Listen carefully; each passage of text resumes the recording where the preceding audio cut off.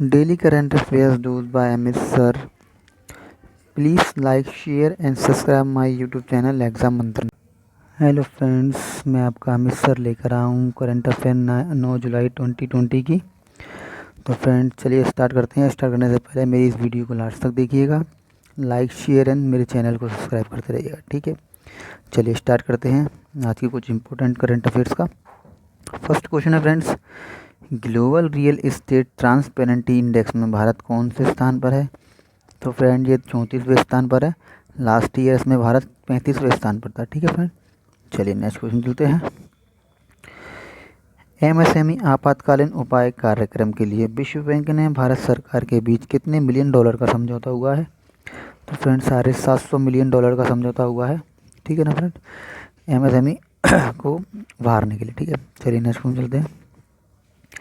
बॉलीवुड के फिल्म निर्माता और निर्देशक जिनका निधन हो गया वो कौन है? हरीश शाह हैं, जिनका हाल ही में निधन हो गया। चलिए नेक्स्ट क्वेश्चन चलते हैं फ्रेंड। भारतीय रेलवे ने किस वर्ष तक नेट जीरो कार्बन एमिशन का लक्ष्य रखा है? तो फ्रेंड ये 2030 तक नेट जीरो कार्बन का जो है लक्ष्य रखा हुआ है, ठीक है ना, कार्बन उत्सर्जन पर, ठीक है ना। चलिए नेक्स्ट क्वेश्चन चलते हैं। अमेरिका ने नोवावैक्स द्वारा निर्मित कोरोना वायरस की वैक्सीन के विकास और निर्माण के लिए कितने बिलियन डॉलर की घोषणा की है? तो फ्रेंड ये 1.6 बिलियन डॉलर की घोषणा की है। और जो ये योजना है वो उसका नाम है ऑपरेशन वार्ड स्पीड, ठीक है ना, इस योजना का नाम है। तो ये भी आप याद रखिएगा, ठीक है फ्रेंड। चलिए नेक्स्ट क्वेश्चन चलते हैं।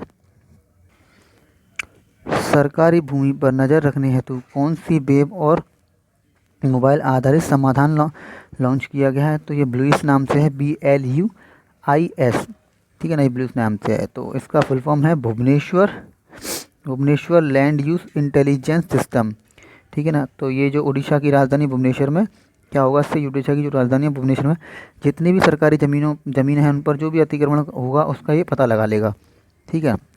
इसकी घोषणा उड़ीसा के मुख्यमंत्री नवीन पटनायक ने की, ठीक है ना, ये लॉन्च उन्होंने किया, ठीक है। और ये देश का अब तक का भुवनेश्वर जो है ना, देश का पहला ऐसा राज्य बन गया है यहाँ सैटेलाइट तकनीक और आर्टिफिशियल इंटेलिजेंस का इस्तेमाल किया गया, ठीक है ना। चलिए नेक्स्ट क्वेश्चन चलते हैं। श्रीलंका और मालदीव दक्षिण पूर्व एशिया क्षेत्र में किन दो बीमारियों को ख़त्म करने वाले पहले दो देश बन गए हैं? तो ये रूबेला और मीजल्स बीमारी है, जिनको अभी श्रीलंका और मालदीव जो दक्षिण पूर्व एशिया में पड़ते हैं इन्होंने इन बीमारी को जड़ से ख़त्म कर दिया होगा, ठीक है ना फ्रेंड। ठीक है, WHO ने भी ये घोषणा की है, ठीक है। चलिए नेक्स्ट में चलते हैं। किस राज्य के देही पट्टकाई वन्यजीव अभ्यारण्य को राष्ट्रीय उद्यान में अपग्रेड किया गया? तो फ्रेंड ये असम में किया गया। असम का जो देही पट्टकाई वन्यजीव अभ्यारण्य है इसको अब अपग्रेड करके राष्ट्रीय उद्यान में अपग्रेड कर दिया, ठीक है फ्रेंड। चलिए नेक्स्ट में चलते हैं। इंस्टाग्राम पर सबसे ज़्यादा कमाई करने वाले सेलिब्रिटी कौन बने हैं? तो ये ड्वेन जॉनसन है, जिनको रॉक के नाम से जानते हैं, आप सभी जानते होंगे। WWE में जो फाइटर रॉक था ये वही है, इनका नाम है ड्वेन जॉनसन, ठीक है ना। चलिए नेक्स्ट क्वेश्चन चलते हैं। किन राज्य के पूर्व स्वास्थ्य मंत्री सुरेश आमोनकर की कोरोना की वजह से मृत्यु हो गई है? तो फ्रेंड ये गोवा के पूर्व स्वास्थ्य मंत्री थे जिनका हाल ही में निधन हो गया, ठीक है फ्रेंड। चलिए नेक्स्ट क्वेश्चन चलते हैं। माइक्रोसॉफ्ट ने युवाओं को डिजिटल कौशल प्रदान करने के लिए किसके साथ समझौता किया है? तो फ्रेंड NSDC के साथ समझौता किया है, नेशनल स्किल डेवलपमेंट कॉरपोरेशन, ठीक है फ्रेंड, इसके साथ समझौता किया है। उन्हें कौशल विकास प्रदान किया जाएगा, ठीक है, डिजिटल। चलिए नेक्स्ट में चलते हैं। भारत ने शैक्षिक बुनियाद ढांचे के विकास के लिए किस देश के साथ 5 समझौते किए? तो फ्रेंड ये अफगानिस्तान के साथ की है, ठीक है ना। चलिए नेक्स्ट में चलते हैं। किस राज्य सरकार ने डॉक्यूमेंट को स्कैन करने के लिए सेल्फ स्कैन ऐप लॉन्च किया है? तो फ्रेंड ये पंजाब सरकार ने किया है, ठीक है ना। और क्यों किया है आप सभी जानते हैं, अभी चाइना की 59 एप्लीकेशन को भारत में बैन कर दिया गया है। तो इसके चलते सभी देश अपने अपने IT सेक्टर जो भी हैं अपने अपने देश का ऐप बना रहे हैं आत्मनिर्भर भारत के तहत, ठीक है ना। तो उसी के तहत ये सेल्फ स्कैन ऐप लॉन्च किया है, ठीक है ना। चलिए नेक्स्ट क्वेश्चन पे चलते हैं। किस बैंक ने भविष्य बचत खाता सेवा लॉन्च की है? तो फ्रेंड ये फिनो पेमेंट बैंक है, इसने भविष्य बचत खाता सेवा लॉन्च की है।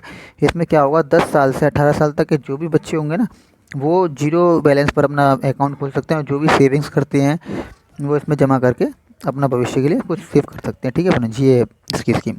चलिए नेक्स्ट में चलते हैं। Indian agriculture research institute Jharkhand की बिल्डिंग का नाम क्या रखा गया है? तो फ्रेंड उनका नाम श्यामा प्रसाद मुखर्जी के नाम पर रखा गया है। ठीक है फ्रेंड, चलिए नेक्स्ट में चलते हैं। भारत ने किस देश में संस्कृत विश्वविद्यालय का निर्माण किया है? तो फ्रेंड ये इलम नेपाल में पड़ता है, यहाँ पर किया है, और इसका जो नाम रखा गया है वो है श्री सप्तमई गुरुकुल संस्कृत विद्यालय। ठीक है फ्रेंड, चलिए नेक्स्ट में चलते हैं। विदेशी ब्रोकरेज कंपनी बोफा सिक्योरिटी ने भारत की जीडीपी वित्त वर्ष 2020-21 में कितने प्रतिशत तक गिरने का अनुमान लगाया? तो फ्रेंड 3% तक गिरने का अनुमान लगाया। आप सभी जानते हैं कोरोना के चक्कर में इस टाइम सभी देश की जीडीपीओं का बहुत बुरा हाल है। ठीक है ना, ये तो कोरोना के चक्कर में 3% गिरने का अनुमान लगाया। चलिए नेक्स्ट में चलते हैं। भारत के किस पड़ोसी देश ने अपने देश में भारत के सभी न्यूज़ चैनलों पर पाबंदी लगा दी है, बंद कर दी है? तो फ्रेंड ये नेपाल ने किया है। हाल ही में नेपाल ने क्या किया है कि जो भी भारत के जितने भी न्यूज़ चैनल वगैरह हैं उन पर पाबंदी लगा दी है, वहाँ पर वो नहीं चलेंगे, सिर्फ दूरदर्शन चलेगा, डीडी नेशनल चैनल चलेगा, उसके अलावा कोई भी चैनल इंडिया का वहाँ प्रसारित नहीं किया जाएगा। ठीक है। तो फ्रेंड ये 9 जुलाई 2020 के पूरे करंट अफेयर यहीं होते हैं। आशा करता हूँ आपको मेरी वीडियोस पसंद आती हैं और मेरे क्वेश्चन पसंद आते हैं।